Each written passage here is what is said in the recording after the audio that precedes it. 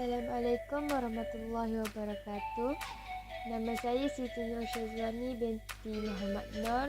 Nombor matrik saya 08 DPB 19F 1080. Untuk isi kandungan kajian kes ialah pengenalan, latar belakang dan plan bangunan kajian, keadaan ruang fizikal bangunan, masalah dan penarafan bangunan, anggaran penyediaan kos pada masa hadapan, laporan pengurusan kewangan.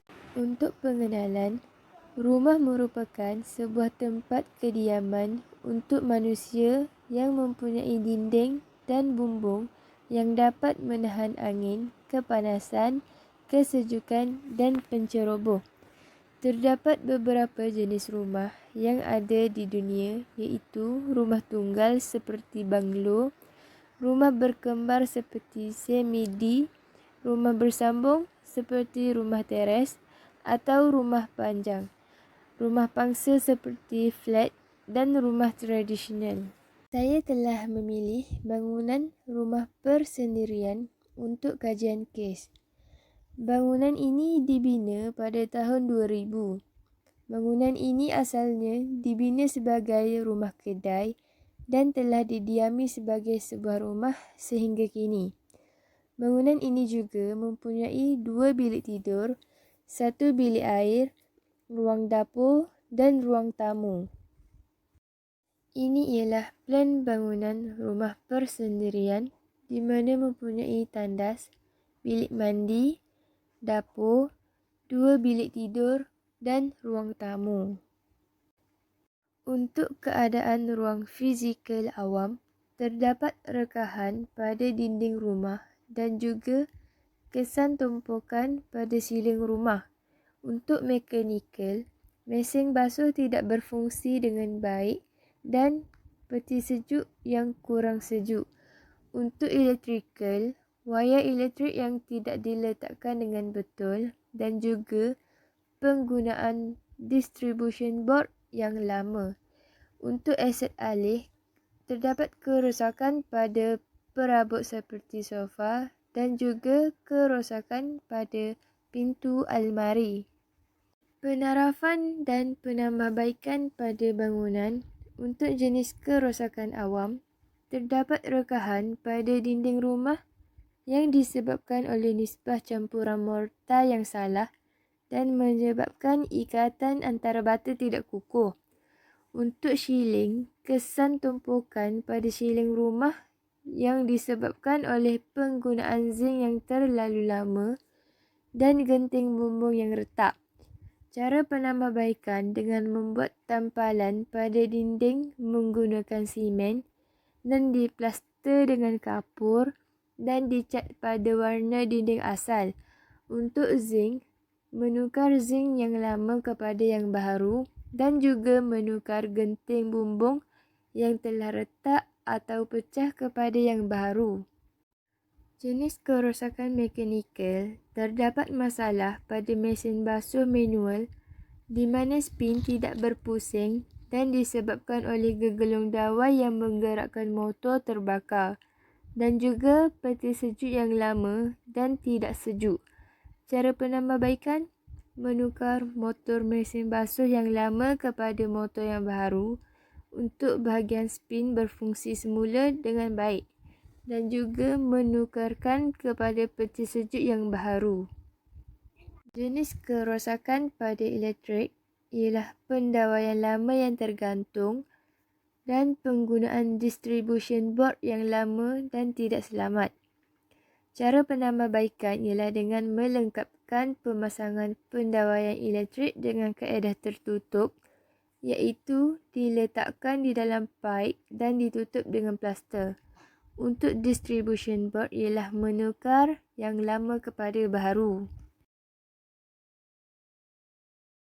Jenis kerosakan aset alih ialah robekan dan koyakan pada kushion perabot dan juga engsel pada pintu almari tertanggal.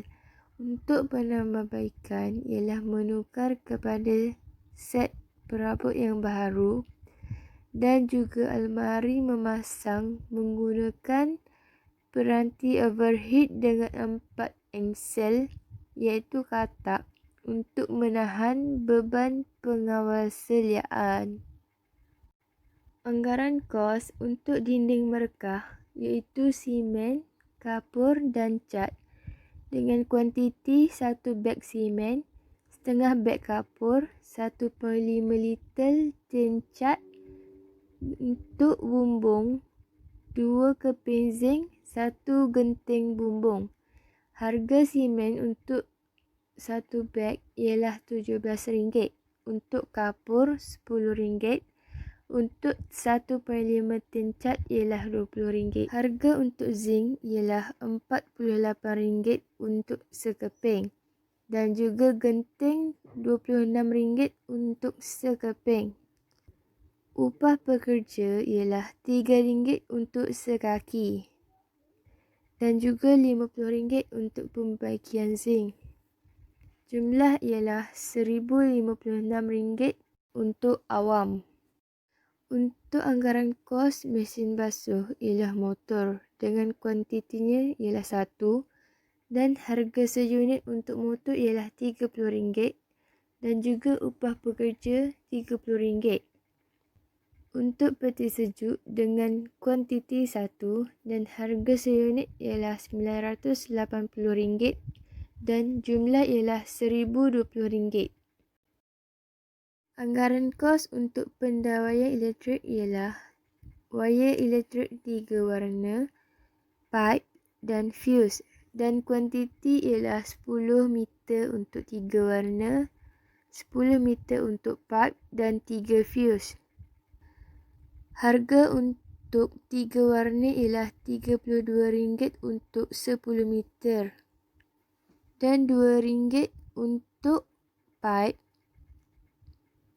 dan fuse RM50 dan upah pekerja ialah RM100.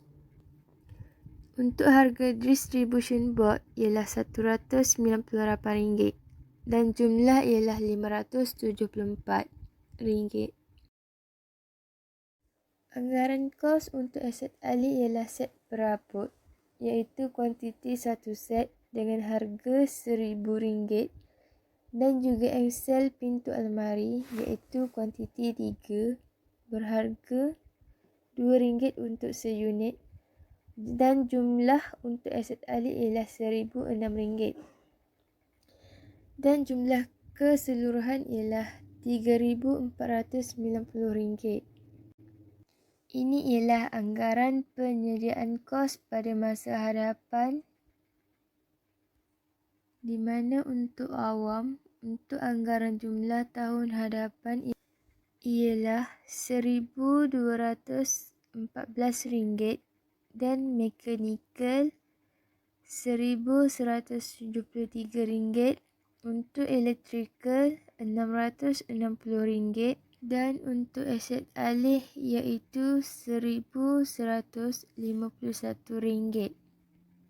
Ini ialah laporan pengurusan kewangan dan pendapatan yang diterima ialah daripada pihak tekun yang berjumlah RM5,000 dan juga perbelanjaan pada bangunan tersebut.